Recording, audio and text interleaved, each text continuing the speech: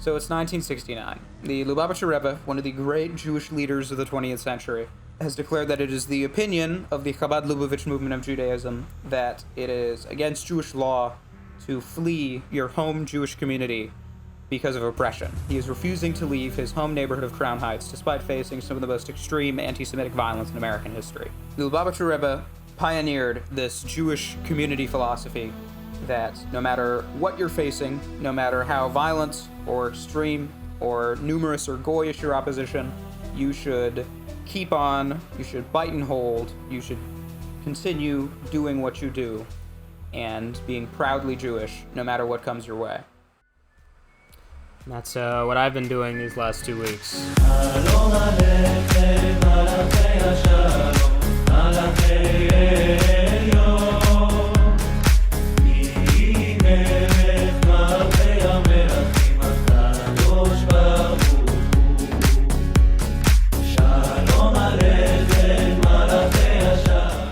You'll hear sometimes that Judaism doesn't have hell.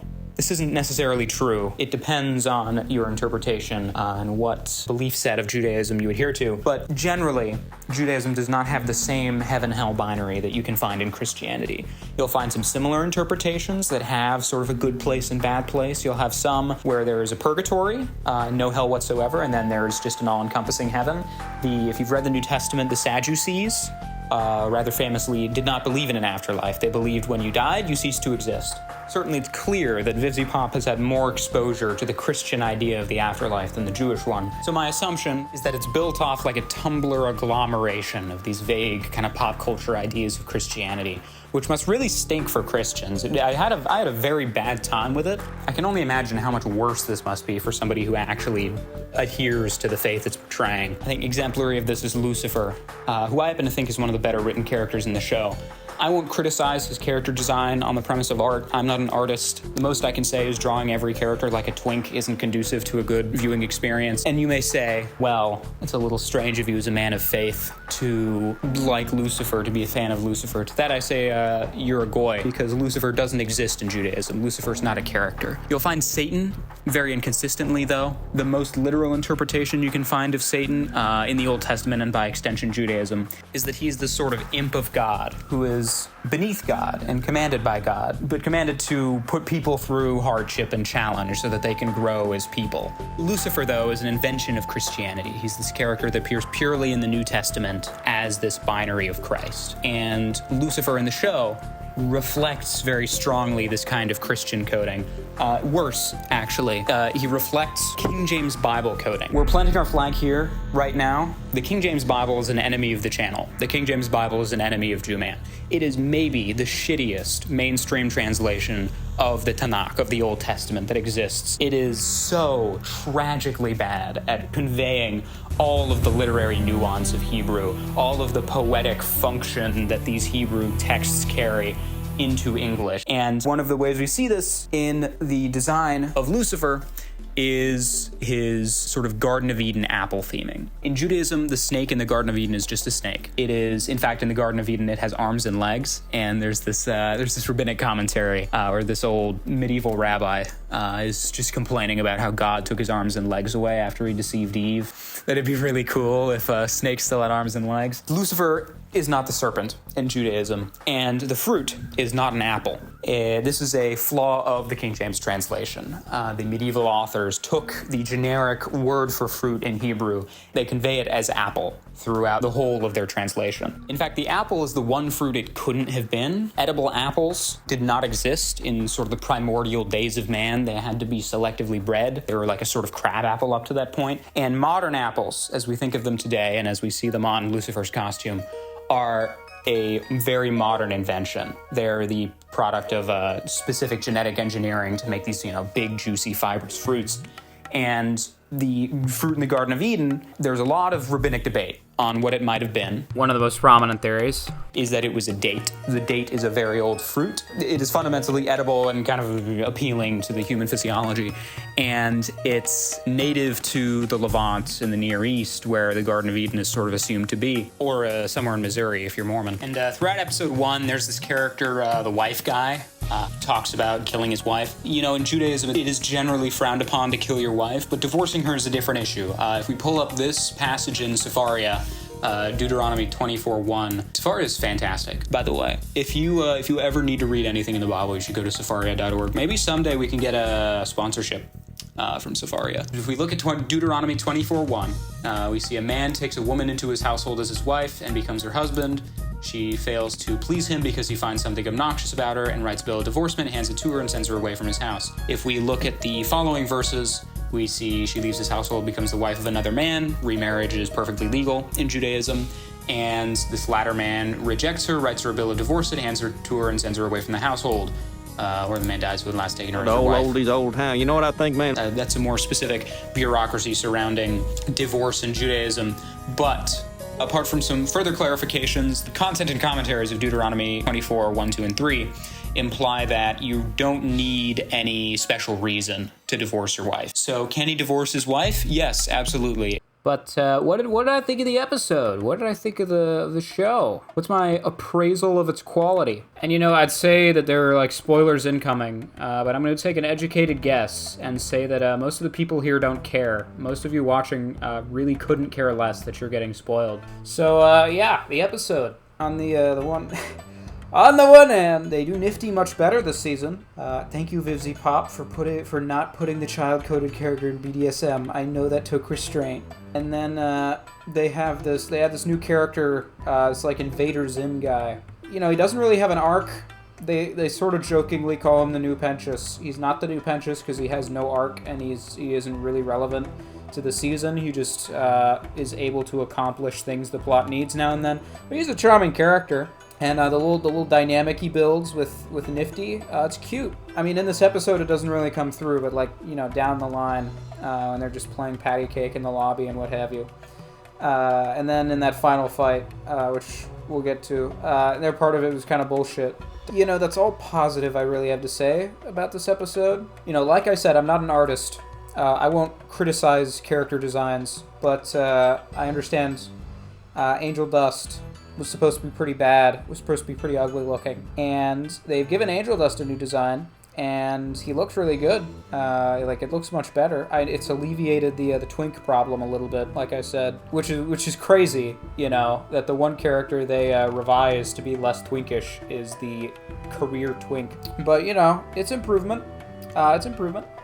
Things would be looking up if the rest of this episode didn't stink. You know, on the other hand, the animation in this episode wasn't amazing.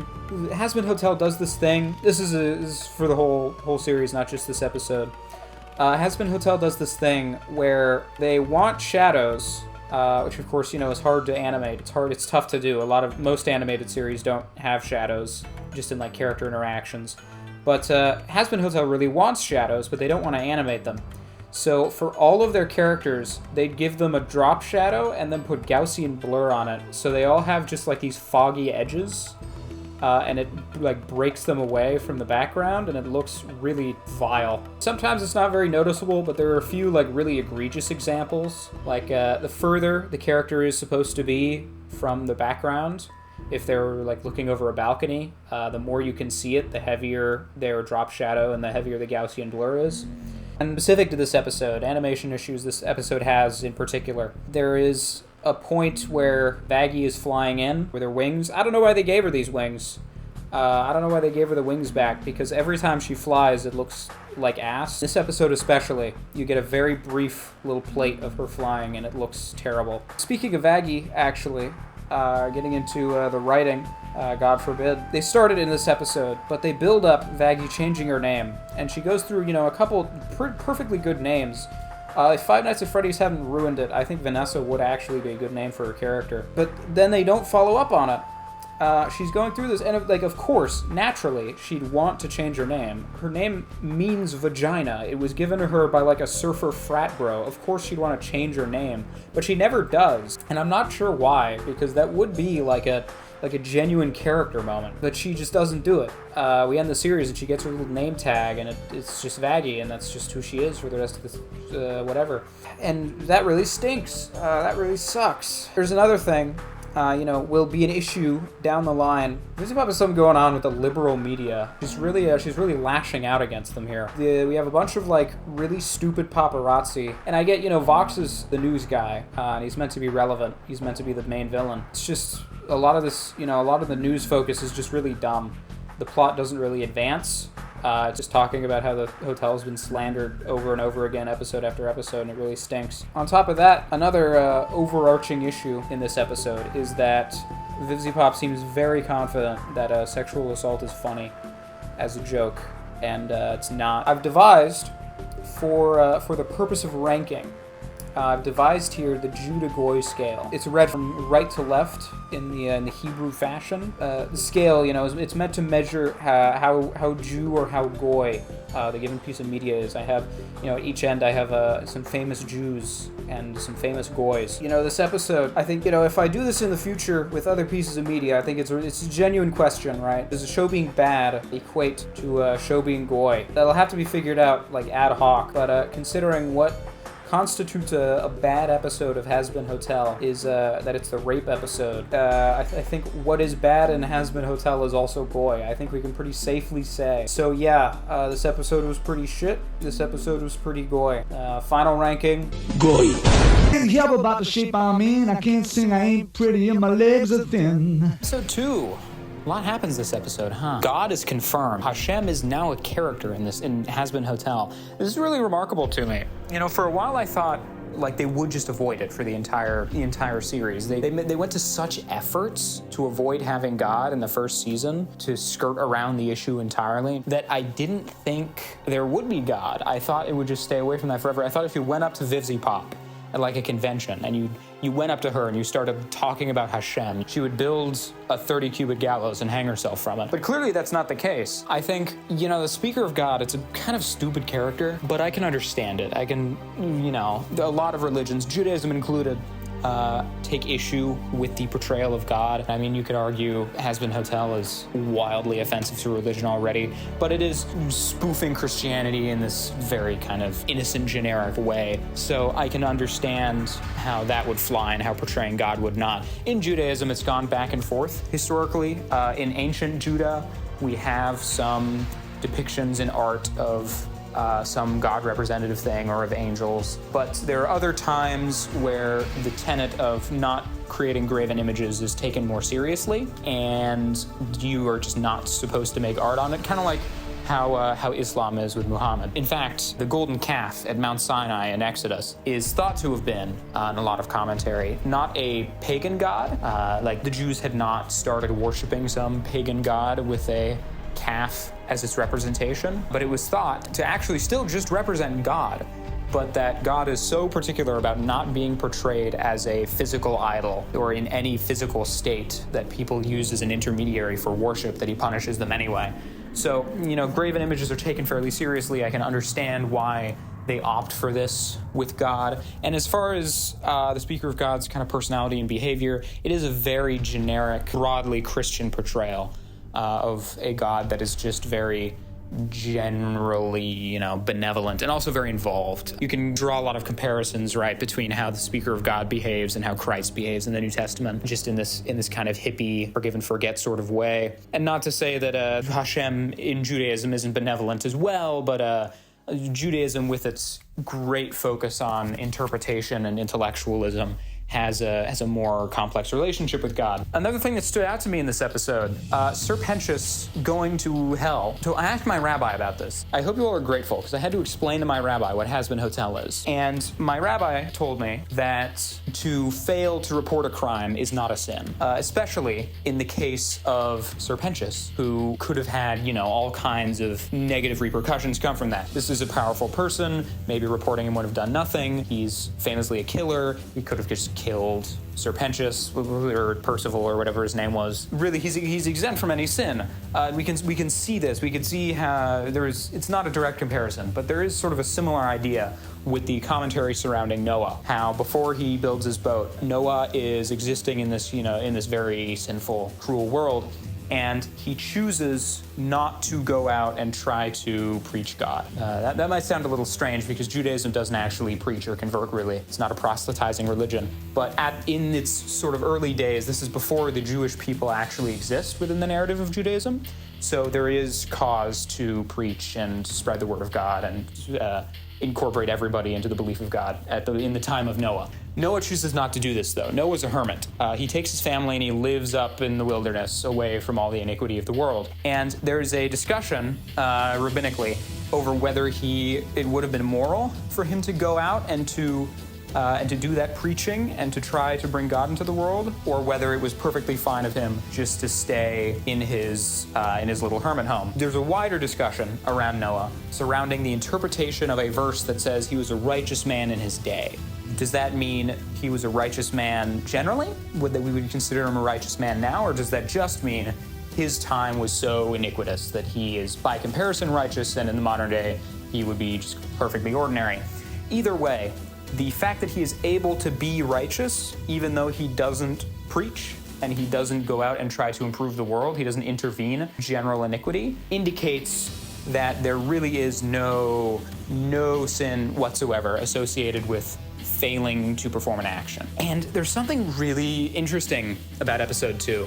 There's a point where Seraphim says, if the sinners only had more faith, that they could be redeemed and come to heaven. And that was really interesting to me, because looking at the test case of Serpentius, he doesn't have faith to get to heaven. He doesn't, in fact, we see no faith from him at all. He never mentions God. He hardly mentions the angels even. So it seems to me that Serpentius didn't get to heaven from faith, that this is not a Christian interpretation of the qualifications for heaven, where you need to have some faith and belief in God. If we look at why Serpentius got into heaven, as described by the Speaker of God, we see something really interesting, that Serpentius does not get into heaven because he had any particular belief. We see that Serpentius gets into heaven because he intervenes in active violence. And this is really interesting because that is an ordainment of Jewish law. And you may say, well, that would mean that by failing to intervene in violence earlier, that would have gotten him into hell. Reminder that you're a GOY. It is not a worthy sin to witness from a distance a murder happening and fail to perform any later bureaucratic act that would avenge the murder. The only ordained halachic command that exists in the process of murder is that if somebody right in front of your face is getting killed, you should intervene, generally killing the murderer or the would-be murderer. This applies also to rape. We'll get to that. Serpentius, seeing it from like a second floor, only witnessing the murder happening as it happens and not reporting it, the failing to report it is not a crime. The only part of that you could even remotely construe as a halachic violation is the part in which he doesn't immediately intervene and like throw something at the killer. But by that point, it's too late. He only witnesses one murder. The rest of them he only hears about. Serpentius has done nothing wrong. According to Jewish law, he shouldn't be in hell. But by then performing his halachic obligation in the finale of season 1, Serpentius has done a mitzvah, and Serpentius has gone to heaven by doing a mitzvah. Mitzvah, it's just a general, mitzvah has a broad definition, but it can mean, in a more orthodox sense, it can mean that you are performing some ordained holy deed, but it can also just mean you're performing some act prescribed by the law or some good deed. So, Serpentius does not go to heaven with the Christian apparatus of belief. It'd be wrong to say that Judaism doesn't really care about belief, but it's not quite as emphasized as it is in Christianity. It's a little more preoccupied with obedience to the law and being a good person of quality, being a mensch and bringing joy into the world, simcha. So by refuting the idea that faith is needed to get to heaven, by refuting the function of faith at all, really, in this cosmology, Hazbin Hotel has inadvertently been very Jew. Episode 2, exciting, very exciting. The positive things to say about this episode. I'm drowning in them. In the way that one would drown in a puddle. I gave this episode Jew points because Serpentius does a mitzvah. That's good. That's great. This episode, they have these characters, St. Peter. They have St. Peter and Abel. I think in another world, in another realm, these characters would be really, really annoying heckler comic relief, like the worst there is. So I'm really glad They instead used the Moroccan guy from my synagogue in every scene where they could have been annoying. My dear child, please tell us your story. Well, I don't... Louder.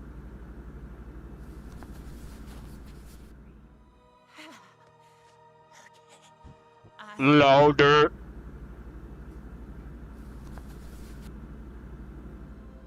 My story. Well... Louder. That was a really great choice. I'm really happy they did that. The heaven is Christian coded and terrible. I don't think any Christian would enjoy being here. I don't think anyone would enjoy being here. The episode itself, it looks all right. It looks better. It looks much better than the average episode in the series because it's not red. It has a diversity of color. It has a color palette that is not dominated by the edges of the human visible spectrum. And it's actually pretty watchable. The music's okay, too. Music's okay. They really pushed the one, power ballad thingamajig with Lute, and that was all right. Lute has a shining ghost of Adam.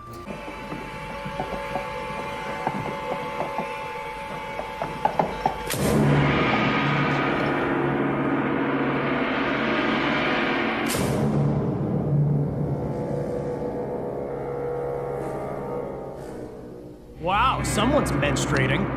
And if I was somebody's shining ghost, and they started going around my room and destroying my awesome record collection, I think I would be pretty pissed. Another, really excellent part of this episode is the lack of profanity.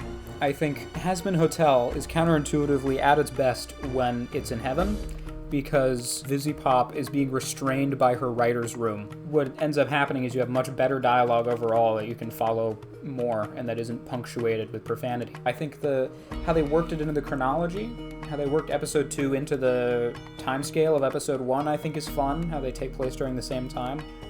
So episode 2, better. Episode 2 is an improvement. Episode 2 is a positive direction. The final rating on the GOY scale. How be you? To get to hell.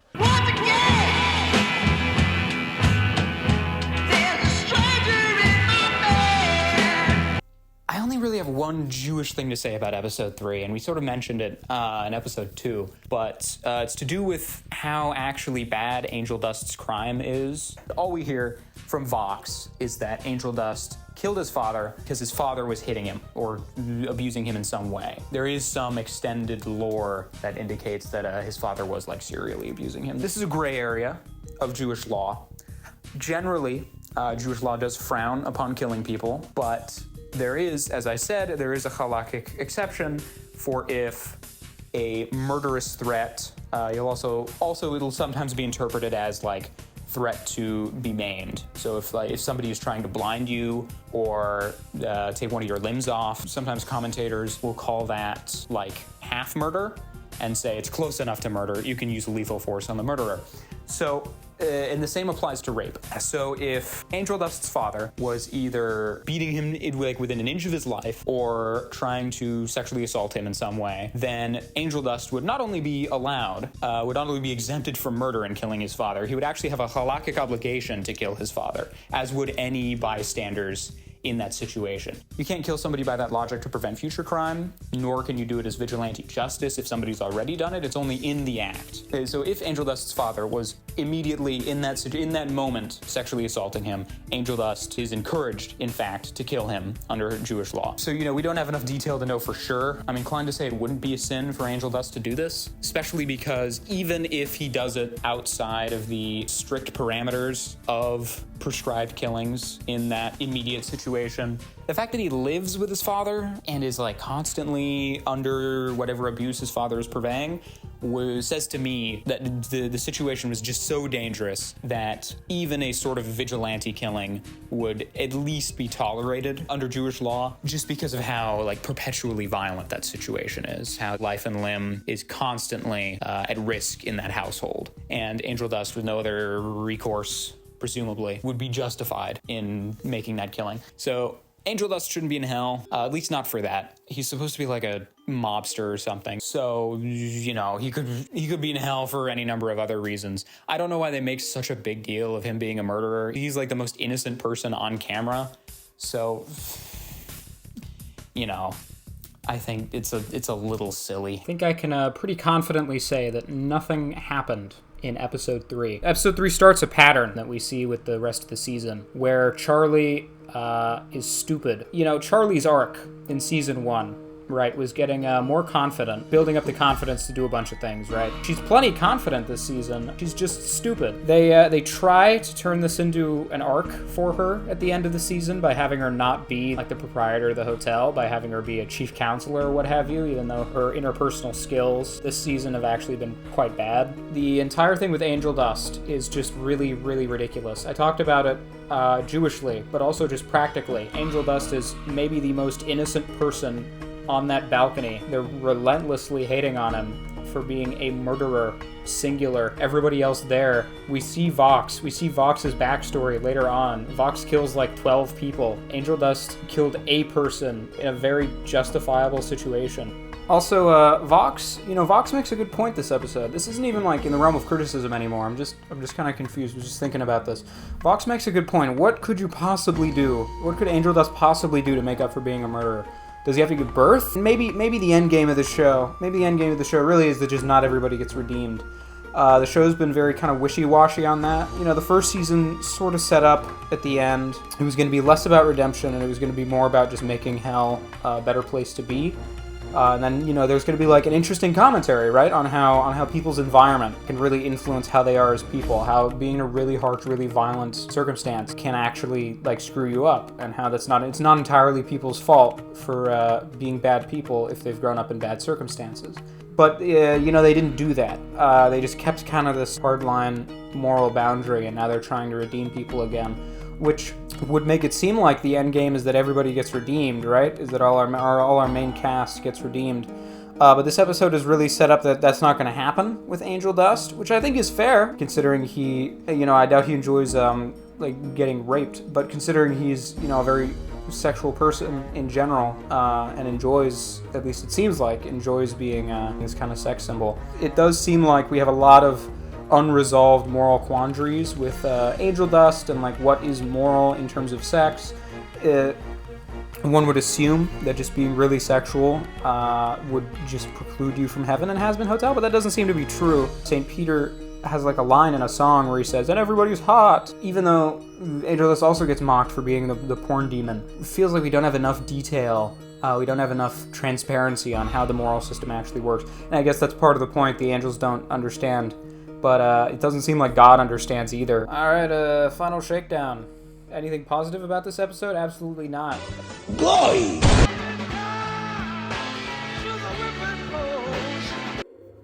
Episode 4 melted my brain. Episode 4 put me in like a psychedelic state. It put me in this trance. This is something that happened to me a lot in season 1. You put on Hazbin Hotel and you watch it, and just the sheer lack of coordination totally just blindsides you. Like, it can't be properly processed by the human mind. I can't muster up anything to say about this episode. Alistair gets put in the cuck chair. Actually, here, I do have something. I sort of alluded to this, but I really should specify. The general interpretation of heaven in Judaism, of course, as I said, there are many, but the most common is that when you die, you are saddled, you know, with all your iniquities and everything you haven't been forgiven for, all of your personal flaws. And when you are going up to heaven, in some cosmological sense, you cannot fit through the door of heaven if you have too much sin on you.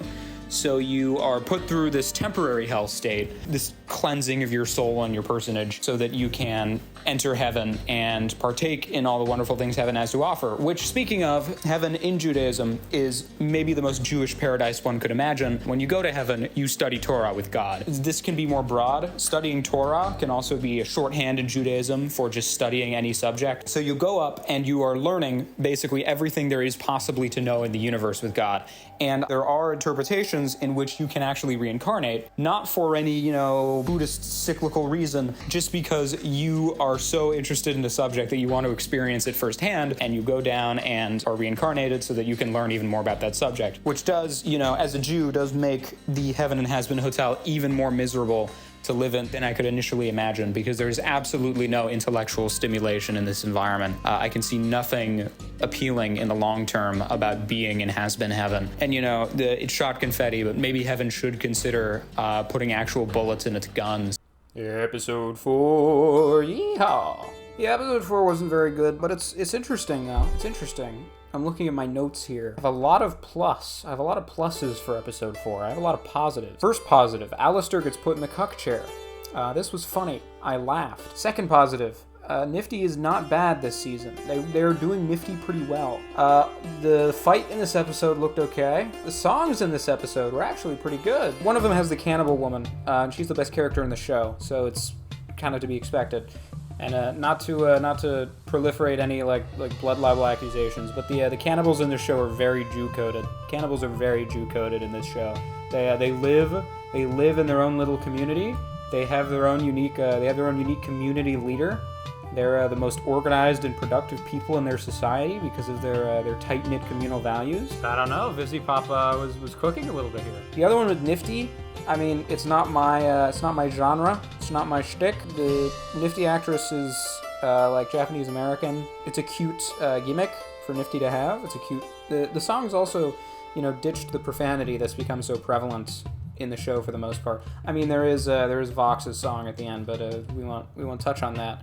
But the other ones, they didn't have that much profanity. I think there's only one I can think of, and it's when Nifty says assholes, and it's funny. So this episode wasn't bad. I think final ranking, I didn't like it that much at first, but I'm starting to come around on it. After looking through it and like what I liked, I'm starting to come around on it. Bonus points for the cannibals. But final ranking, better than some of the others we've seen.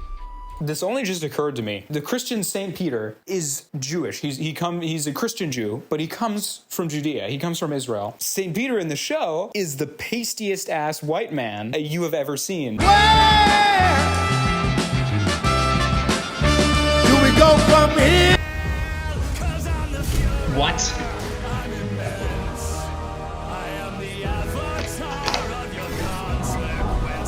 Yeah, so triple goy. Goy is fuck. This episode is triple goy. We need to extend the scale. We need to extend the Jew-goy scale to accommodate this episode's goyness.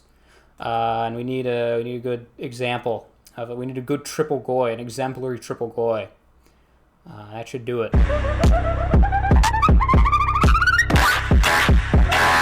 This is the episode where Charlie and Vaggie have lesbian sex. There's nothing I can say about that other than by the uninterpreted, no commentary word of the Torah.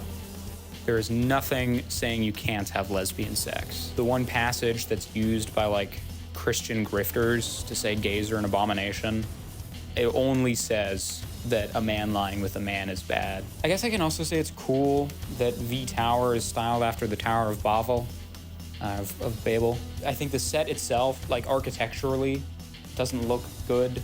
It looks like a Disney resort. Episode 6. Episode sex, because they have lesbian sex. Funny little phenomenon with this episode. I have a lot of pluses for this episode, but none of them are because the episode's good. The episode was just bad in ways I enjoyed. Firstly, when Carmine says she doesn't have time for this lesbian drama, that was a funny joke and I laughed. It was really funny as well when Husk left the hotel and immediately relapsed into his gambling addiction. And then there was Zach Hadel. That's another unequivocal positive. Zach Hadel was in this episode. The cherry on top for this episode, the cherry on top, is the lesbian sex musical number. They have an entire song that's just an innuendo for the passionate lesbian sex that Charlie and Vaggie are having. This is, from an objective standpoint, this is bad. From an objective standpoint, this is a weird and unhealthy way to resolve a problem in your relationship.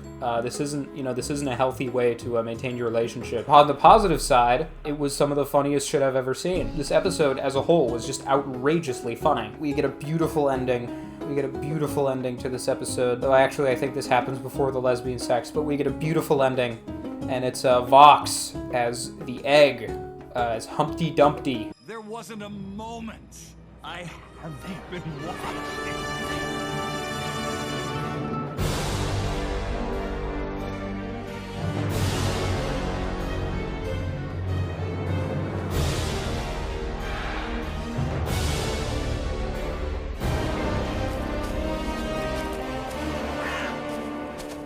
No, I would never. never. Oh, but you already did. So yeah, final resolution on the episode.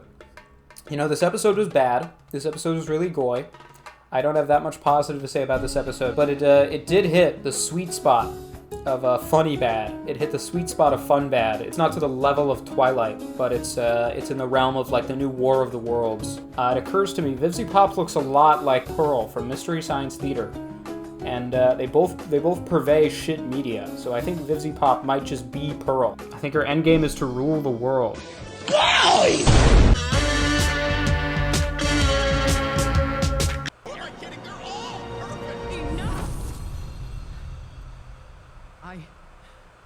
I must pray on this. Shoot, that reminds me. I think I gotta be praying right now.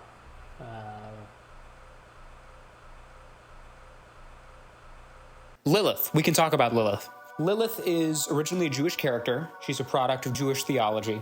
Lilith is, in her very most original form, an Akkadian demon, Lilitu, a category of demon, in fact. There are multiple Liliths. The Lilitu were like these kind of bird women, and they were very explicitly reproductively barren. They could have no children. And out of frustration for their barrenness, they fly around and have sex with young boys. The first mention of Lilith in scripture, explicitly, there are implicit functions of Lilith as well. In the Hebrew Bible itself, by the Hebrew word Lilith, appears only once, in Isaiah 34:14. The passage is talking about what will come of the Garden of Eden after Adam and Eve leave, the ruins of it, what beasts will inhabit it, what frightening creatures. Demons in Judaism, these are all demons. Demons in Judaism are not fundamental functions of evil.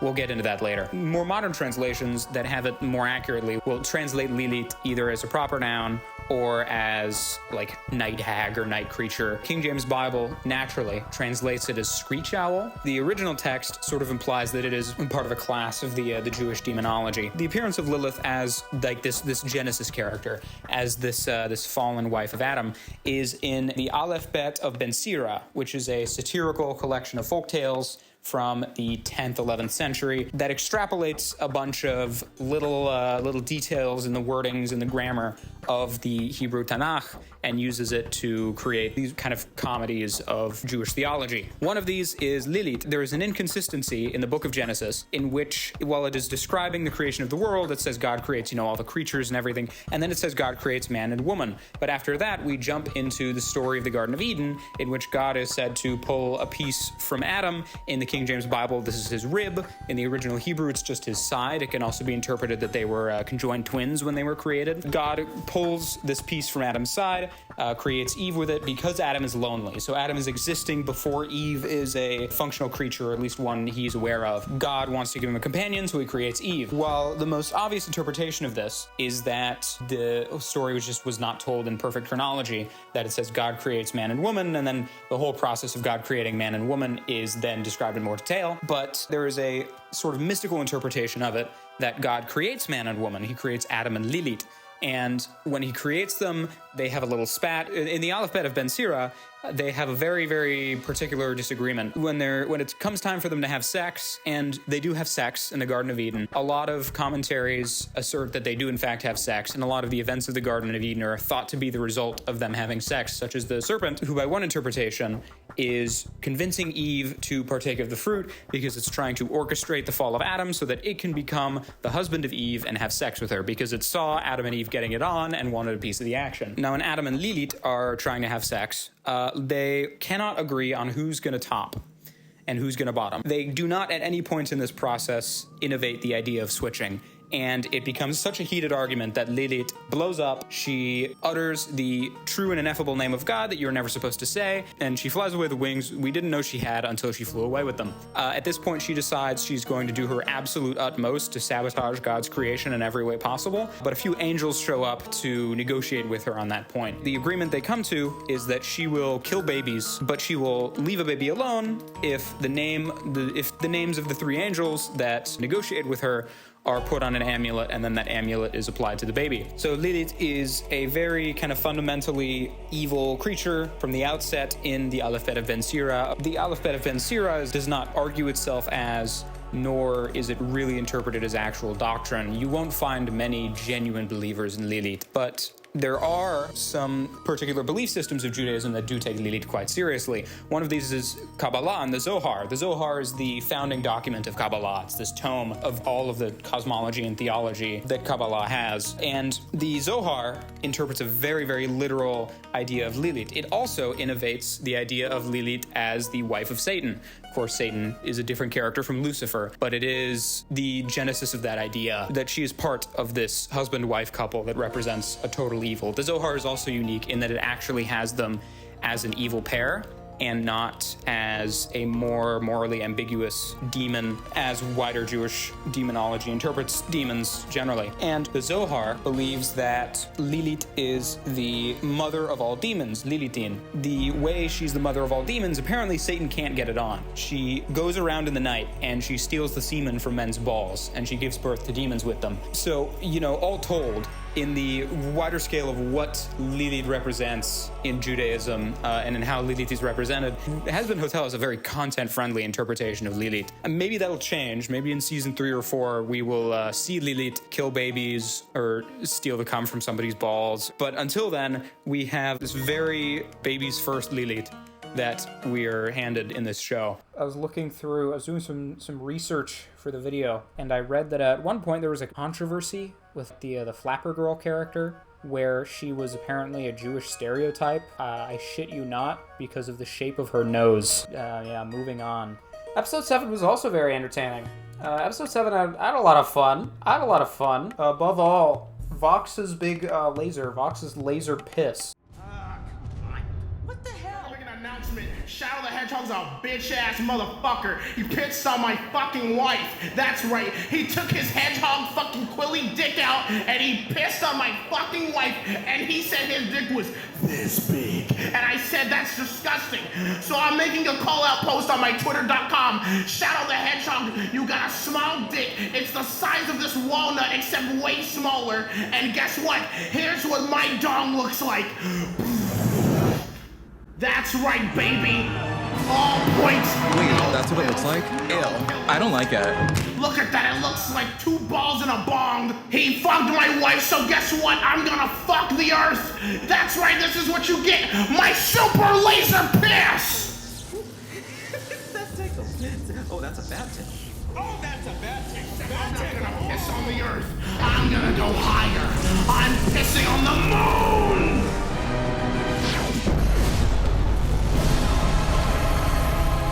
Holy shit! How do you like that, Obama? I pissed on the moon, you idiot! You have 23 hours before the piss droplets hit the fucking earth. Now get out of my fucking sight before I piss on you too. Fox's backstory did disappoint me a little bit. It was kind of lame. His death especially was really stupid. They crack a joke about how Alistair's death is embarrassing, but Alistair's death was fine. Him being who he was, I would have wanted somebody to get up on his talk show stage and say that they were a mentally ill loner who society abandoned and then shoot him in the head. Something more poetic like that would be fun, but instead he gets environment killed, he gets collateral. Also with Vox, they did the Deviantart thing and they gave him different colored eyes. And like I said, I'm not an artist, I'm not an expert, but the different colored eyes just look like shit. They're like the worst little visual detail you can give your character. I don't care what traits your character has, it just looks bad. Other things about episode 7. Sir Penious has a song this episode. I don't think Sir Penious sounds that good in song. I think his S's and his enunciated snake speech sounds bad in song. And his song solves nothing. He has this whole song with Sarah, and it solves nothing. Sarah needs to make this hard decision, and the song is just kind of pointless, and it's just kind of there to be there. Speaking of the music in general, this episode was kind of a miss. They have the Lin-Manuel Miranda reprise of every song before the finale, because Vivzy Papa thinks she's hot shit. She thinks she's up there with the greats. Episode 7 is what it is. Episode 7, not as fun as episode 6. More fun than the first couple episodes. Not as Jew as episode 2. More glee than episode 3. Episode 7. This is the end, my only friend. So We're 8 episodes in, and I'm reminded I haven't explained how angels and demons work in Judaism. The way that Judaism handles demons and angels is very different from Christianity. In Christianity, you know, demons and angels are characters. That's how you can have, like, the fall of Lucifer. Because the angels are characters, and you can have this guy, Lucifer, who is like a human being. He has reasoning and uses his reasoning to rebel against God. Jews, you know, take issue with this because that would imply that God is not all-powerful. The Tanakh makes explicitly clear that, yes, he absolutely is all-powerful. That's also a lot of Jews' problem with Jesus, but we won't get into that. The way that demons and angels work in Judaism is that angels are purely just messengers of God. They're these little imps of God without that much agency to them. They have, you know, you'll hear like the biblically accurate angel, but the biblical citations for this like really abstract, exotic angel are very, very specific. And a lot of the times the angels are more humanoid or more ordinary in appearance. Angels in their original Hebrew translation are genuinely just messengers. It is the Hebrew word for messenger, with the implication being a divine messenger, right? They are just intermediaries and kind of letter carriers for God, which does make the speaker of God character a little sillier. The speaker of God is also meant to be like a Christian sort of Holy Ghost, Holy Spirit, which, you know, is pretty goy, but it does justify the character better. So angels in Judaism just don't have that kind of agency, and they can't rebel because that would mean that God is not all-powerful, and God is in fact all-powerful. The way demons work in Judaism is that they are just sort of a magical animal, that they will do these, you know, terrible things. They will be born from stolen semen and kill babies and, you know, feed off people's negative emotions or whatever. But they are not inherently evil. That's just their nature. That's just how they sustain themselves and how they feed themselves and how they live. So there will be sort of folkloric ways to combat them, because you don't want a demon perpetuating and feeding off your misery. But they are not this all-powerful evil thing. They just kind of exist in the world. They're just this more exotic part of nature that is just doing what nature does, right? They're as sinister to us as like a predator is to some prey animal. Episode 8 is perfect. Episode 8 is the perfect way this season could have ended. It's the perfect way the show could have ended if they didn't renew it for 2 more seasons. Episode 8 is like the ideal self-stereotype. It's contrived, it's weird, it's oddly vulgar, it has no sense for the gravity of its own subject matter. Episode 8 is just beautiful. It's beautiful, it's a work of art. The whole thing is on this ridiculous premise that Invader Zim cannot hit the enter key, or hack in general. He has this dialogue about hacking, he says he's copying and pasting. If that's what it takes to hack Vox's security, he really is from the 60s. And then, it's too good.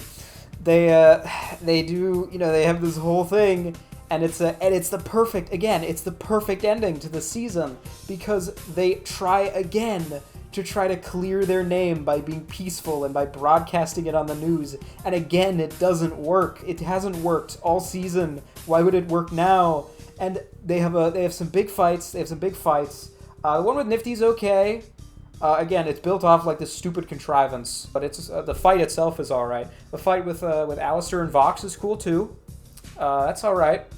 The fight with Alistair and Vox is perfectly fine. Oh yeah, and then Angel Dust overdosed once and has overdosed again. So Husk and Cherry have to punch through her chest plates, deliver the adrenaline shot, and then the beautiful, exceptional ending to this episode, when they solve the finale, they solve the problem with the power of friendship. And not only do they solve the problem with the power of friendship, with the power of their friendship beams, their friendship lasers that everybody in the show gets, that Nifty gets, they redeemed the rapist with the power of friendship.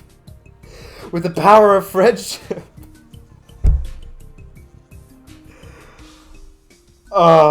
Bonus Jew analysis. Judaism does not have the same focus on forgiveness that Christianity does. It's a very practical religion. If somebody's a serial rapist, you're not obligated to forgive them. You're pretty goy.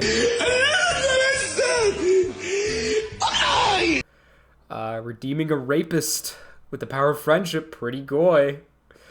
I think that'll about wrap it up. Jew Man, signing off.